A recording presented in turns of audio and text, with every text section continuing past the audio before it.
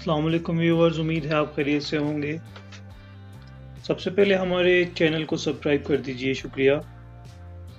आज एक नई वीडियो लेकर हाजिर खिदमत हैं जिसका उन्वान है शलजम और करेले की तलखी ख़त्म करने के लिए।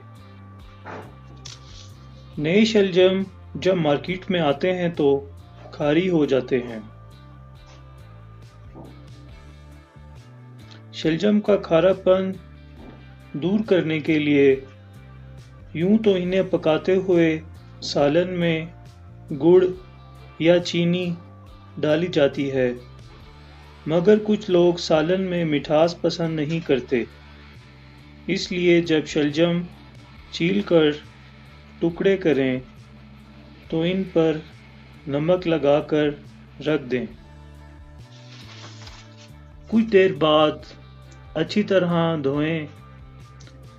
इस तरह खारा पानी निकल जाएगा और इनकी कड़वाहट ख़त्म हो जाएगी। इसी तरह आप करेलों की कड़वाहट इसी टोटके से ख़त्म कर सकते हैं।